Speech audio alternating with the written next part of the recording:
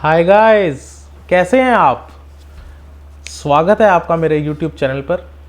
हमारा आज का टॉपिक है section 54B of income tax act. तो चलिए देखते हैं कुछ छोटी छोटी बातें लेकिन काम की बातें of section 54B। Section 54B एक एग्जेम्पशंस का सेक्शन है। सेक्शन 54B तब लगता है जब हम किसी एग्रीकल्चर लैंड को सेल करते हैं और किसी नई एग्रीकल्चर लैंड को परचेज करते हैं तो हमें इनकम टैक्स में एग्जेम्पशन मिलती है कैपिटल गेन पर। तो देखेंगे हम सेक्शन 54B क्या है। इसके अंदर सबसे फर्स्ट पॉइंट जो हमें ध्यान रखना है वो है कि सेक्शन 54B सिर्फ इंडिविजुअल्स को एंड HUF को ही मिलता है। अदर किसी असेसी को सेक्शन 54B के बेनिफिट्स नहीं मिलते हैं। दूसरी कंडीशन बहुत जरूरी है इसके अंदर कि एग्रीकल्चर लैंड अगर हम सेल करते हैं तभी हमें सेक्शन 54B के बेनिफिट्स मिलते हैं। अगर हमारी लैंड एग्रीकल्चर नहीं है तो हमें इस सेक्शन के बेनिफिट्स नहीं मिलेंगे। तो कहने का मतलब अगर आप कोई रेजिडेंशियल प्रॉपर्टी सेल कर देते हैं, कोई कमर्शियल प्रॉपर्टी सेल कर देते हैं तो आप सेक्शन 54B का बेनिफिट नहीं ले सकते। ये सिर्फ और सिर्फ कब मिलेगा जब आप एग्रीकल्चर लैंड को सेल करेंगे। एग्रीकल्चर लैंड की एक बहुत लंबी चौड़ी डेफिनेशन है जो हमारे इनकम टैक्स एक्ट में दी हुई है। अगर आपको लगता है कि हमें उस पर भी वीडियो बनाना चाहिए तो कमेंट सेक्शन में जाकर हमें जरूर बताएं। हम जल्द ही आपके लिए स्पेशली एग्रीकल्चर लैंड की डेफिनेशन के ऊपर पूरा वीडियो लेकर आएंगे। तो चलते हैं, आगे बढ़ते हैं। एग्रीकल्चर लैंड हमें सेल करनी है। एक कंडीशन और है इसके अंदर कि ये एग्रीकल्चर लैंड यूज्ड होनी चाहिए एग्रीकल्चर पर्पस के लिए for a period of at least 2 years. अगर हमने एग्रीकल्चर लैंड को 2 साल तक एग्रीकल्चर यूज में नहीं लिया है, वो वैकेंट पड़ी है, और अगर हम ऐसी लैंड को सेल कर देते हैं तो हमें एग्जेम्पशन नहीं मिलेगी। तो ये ध्यान रखना है कि हमें 2 साल तक कम से कम उस एग्रीकल्चर लैंड को एग्रीकल्चर के लिए यूज करना है। तब अगर हम उस एग्रीकल्चर लैंड को सेल करते हैं और नई लैंड परचेज करते हैं तो हमें सेक्शन 54B का बेनिफिट मिल जाएगा। यहां एक वर्ड आता है also used for agriculture for a period of at least 2 year. तो यूज के अंदर हम क्या देखेंगे कि इस लैंड को कौन यूज करेगा, हु यूज द लैंड। आप ये मानिए कि मेरे नाम कोई एग्रीकल्चर लैंड है, मैं उस एग्रीकल्चर लैंड को सेल करता हूं और एक नई एग्रीकल्चर लैंड खरीद लेता हूं। क्या मुझे एग्जेम्पशन मिल जाएगी? मिल जाएगी, लेकिन हमें देखना होगा क्या हमने एग्रीकल्चर लैंड को यूज किया है। तो यूज मैंने किया है, अगर वो लैंड मैंने यूज की है तभी मुझे ये एग्जेम्पशन मिलेगी। तो यूज किसने किया होना चाहिए? या तो इंडिविजुअल ने खुद किया हो या उस इंडिविजुअल के पेरेंट्स ने किया हो। ठीक है जी, तभी आपको सेक्शन 54B के बेनिफिट्स मिलेंगे।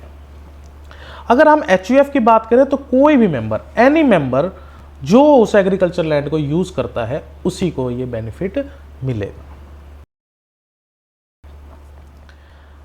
थर्ड चीज आती है, थर्ड कंडीशन है इसमें, चाहे आपका लॉन्ग टर्म कैपिटल गेन हो चाहे आपका शॉर्ट टर्म कैपिटल गेन हो, दोनों ही कैपिटल गेन सेक्शन 54B के अंदर कवर होते हैं। तो अगर आपने कोई एग्रीकल्चर लैंड खरीदी, उसका यूज करना शुरू किया और 6 महीने में ही आपने उसको सेल कर दिया और एक नई एग्रीकल्चर लैंड ले ली, तो ये आपका शॉर्ट टर्म कैपिटल गेन हो गया और डेफिनेटली आपको सेक्शन 54B की एग्जेम्पशन मिलेगी। जरूरी नहीं है कि वो लॉन्ग टर्म ही हो, long term and short term दोनों के लिए हमें ये एग्जेम्पशन मिलती है। मैं सेक्शन 54B के स्टडी मटेरियल है, उसकी फाइल भी हम आपको PDF फाइल हम अपनी डिस्क्रिप्शन में डाल देंगे, तो आप वहाँ से डाउनलोड कर सकते हैं और ये सारी बातें जो मैं आपको वीडियो में बता रहा हूँ ये आपको वहाँ से मिल जाएंगी। तो आप सेक्शन 54B के और जो भी केस लॉज हम आगे देखेंगे छोटे छोटे, वो सब उस मटेरियल के अंदर PDF फाइल के अंदर आपको मिल जाएगी।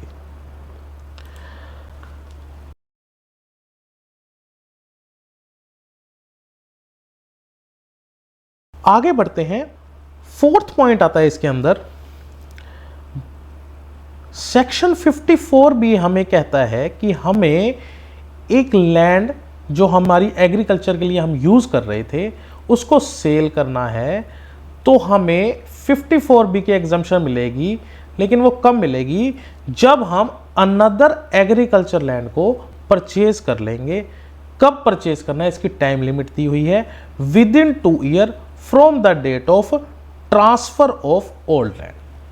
तो जब हमने पुरानी प्रॉपर्टी बेची उस डेट से लेकर अगले 2 साल तक अगर हम नई एग्रीकल्चर लैंड परचेज कर लेते हैं तो हमें सेक्शन 54B की एग्जम्पशन मिल जाएगी।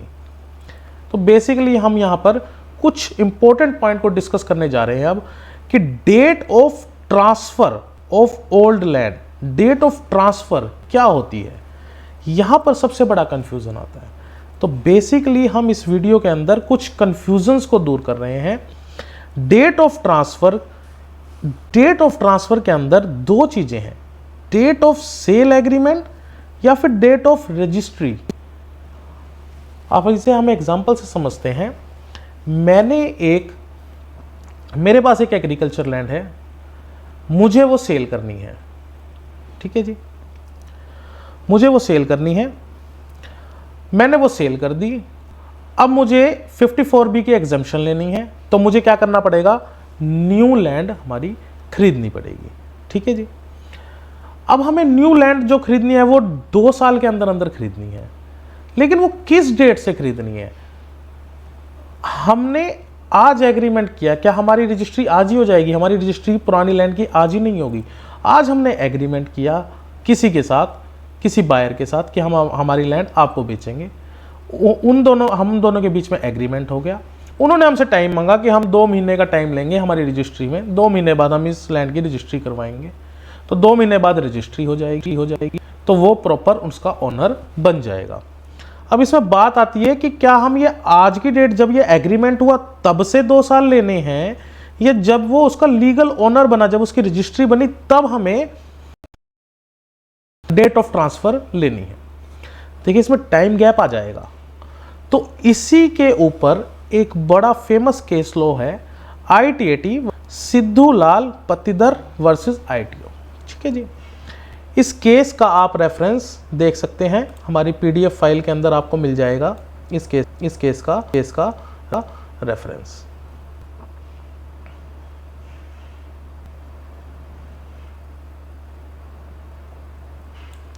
ये है केस का रेफरेंस। ये केस क्या कहता है, ये केस कहता है कि डेट ऑफ सेल एग्रीमेंट ही आपकी डेट ऑफ ट्रांसफर बन जाएगी, इसमें कोई इशू नहीं है। इसमें होता क्या है, इस केस में क्या हुआ था, इस केस के अंदर अगर हम बात करें, इस केस में क्या हुआ था, देखिए इस केस में क्या हुआ था, मिस्टर ए ने मिस्टर बी के साथ एग्रीमेंट किया 1 जुलाई 2023 को एक लैंड को सेल करने के लिए।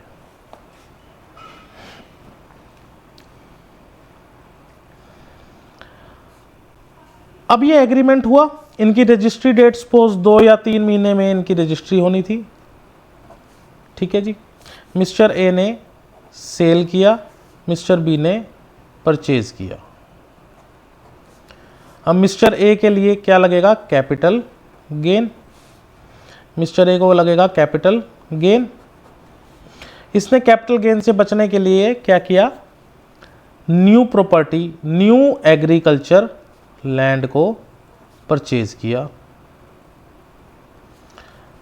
और इसने न्यू एग्रीकल्चर लैंड को जो परचेज किया, वो परचेज किया सपोज 1 अगस्त 2023 को, और सपोज इनकी रजिस्ट्री होती है 30 अगस्त 2023 को, ठीक है जी। तो देखिए क्या टाइमलाइन हुई, 1 जुलाई 2023 को सेल का एग्रीमेंट हुआ, 1 अगस्त 23 को न्यू प्रॉपर्टी परचेज की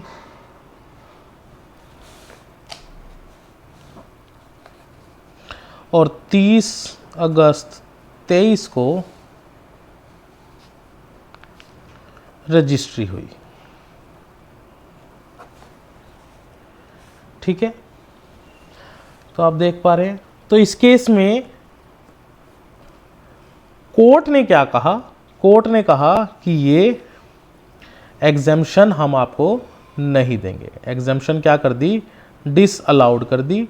बिकॉज उन्होंने कहा कि डेट ऑफ रजिस्ट्री तक के बाद आपने कोई 2 साल तक बाद आपने कोई प्रॉपर्टी परचेज नहीं की। ये जो न्यू प्रॉपर्टी परचेज की ये तो आपने रजिस्ट्री से पहले ही परचेज कर ली, इसलिए हम आपकी एग्जेम्पशन डिसअलाउड कर देते हैं। समझ रहे हैं? तो इसलिए ये केस लो आया और उस केस लो में ये बोला गया कि सेल एग्रीमेंट की डेट को ही इसमें कंसीडर किया जाएगा और ये कंडीशन फुलफिल मानी जाएगी कि आपने 2 साल के अंदर अंदर न्यू प्रॉपर्टी को परचेज कर लिया। ठीक है, तो वो सेक्शन 54B की एग्जेम्पशन अलाउड कर दी गई इस केस लॉ में। ठीक है जी।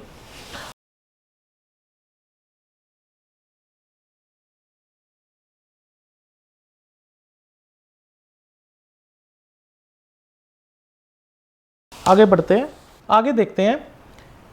एक छोटे से इशू इसमें और आता है। इशू ये है कि जो हमें न्यू लैंड लेनी है तो जो सेलर है, जो इंडिविजुअल है, क्या उसे अपने ही नाम से लेनी जरूरी है? क्या वो अपने किसी फैमिली मेंबर के नाम से, क्या अपने सन के नाम से, क्या अपनी स्पाउस के नाम से भी प्रॉपर्टी ले सकता है? क्या फिर भी उसे एग्जेम्पशन मिल जाएगी 54B की? डेफिनेटली मिल जाएगी। उसको तब भी सेक्शन 54B की एग्जेम्पशन मिल जाएगी। ठीक है जी। तो new land taken in the name of son और स्पाउस, इन केसेस के रेफरेंस आपको मिल जाएंगे CIT versus Kamalwal, CIT versus Natarajan. Delhi high court and Madras high court के केसेस हैं। हालांकि सुप्रीम कोर्ट ने इन केसेस को नहीं लिया है, फिर भी इन केसेस की रेफरेंस से आप ये जजमेंट को फॉलो कर सकते हैं। ठीक है, होप आपको ये वीडियो अच्छी लगी होगी। अगर वीडियो अच्छी लगी हो तो वीडियो को लाइक कीजिएगा, चैनल को सब्सक्राइब कीजिएगा ताकि हम मोटिवेट हो सके और आपके लिए ऐसे ही अच्छे वीडियो ला सकें। धन्यवाद।